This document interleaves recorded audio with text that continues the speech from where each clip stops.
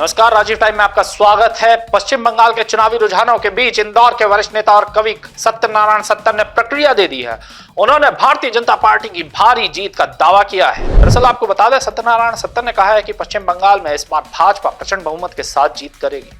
उन्होंने दावा किया है कि जनता का रुझान पूरी तरह से भाजपा के पक्ष में है। उन्होंने ये भी कहा है कि ममता बनर्जी की पार्टी को इस चुनाव में करारी हार का सामना करना पड़ेगा। सत्तर ने अपने विचार केवल राजनीतिक बयान के रूप में ही नहीं, बल्कि अपनी कविता के माध्यम से भी व्यक्त किए हैं और चुनावी माहौल पर टिप्पणी की है।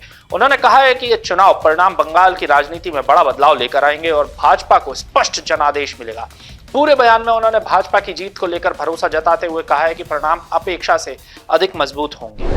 भारतीय जनता पार्टी बहुत आशान्वित है। उसके कार्यकर्ताओं के क्रियाकलापों को लेकर के उसने जो अपनी मान्यताओं को प्रचारित और प्रचलित किया है, जनजीवन तक जो सुविधाओं को पहुंचाया है, इसके मानदंड से उसका विश्वास है भाजपा का कि उसे बहुमत प्राप्त होगा।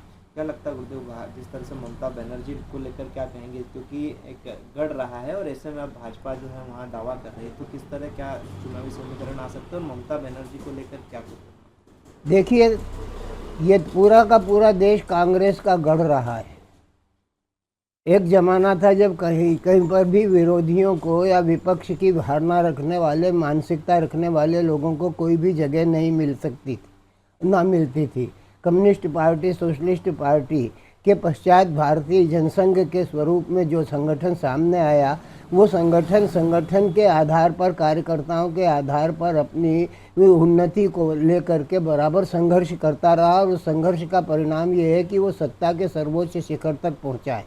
संगठन की जो शक्ति है और जनता का जो विश्वास है, उस विश्वास को लेकर के चलने वाली पार्टी के प्रति समाज का जो है विश्वास जागृत होता है और उस विश्वास की जागृति ही मतपत्रों के माध्यम से गणना में हमारे सामने आती है। क्या ममता बनर्जी को शिकस्त दे पाएगी बीजेपी?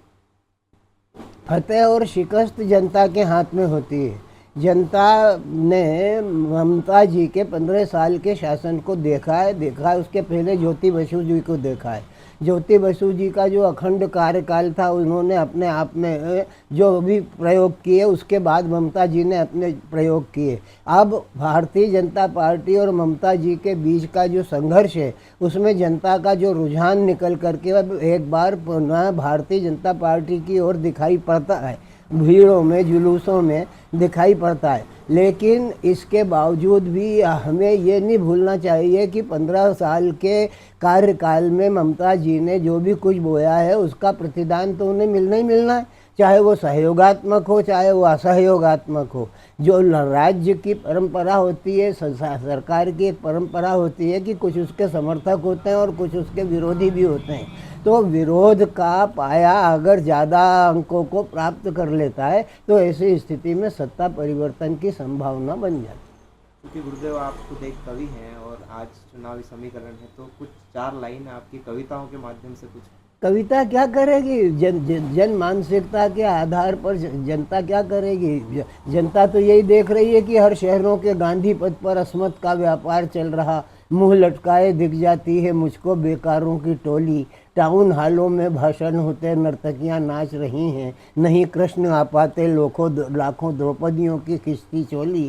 कहने को इस प्रजातंत्र में ये सारी जनता राजा है, फिर भी जनता चौकों में राजा नौकर का भाषण सुनते। कभी नहीं बतलाया हमको इन बिना ताज के सुल्तानों ने कि आज़ादी की सुमधुर कंठी कोयल कैसे काग बन गई। फिर जनता का क्या दोष साथियों, जो आहें उसकी आग बन गई। गुरुदेव, बंगाल चुनाव पे कोई आपकी 4 लाइन? कोई लाइन नहीं है। लाइन ये जो देश के चुनाव पर पड़ी हुई लाइन है, तो बंगाल देश से बाहर थोड़ी है। जनजीवन में व्याप्त जो शांति और अशांति का भाव है, वही निर्णायक तत्व घोषित होता है। ऐसी ही ताजा तरीन खबरों के लिए जुड़े रहे राजीव टाइम्स के साथ।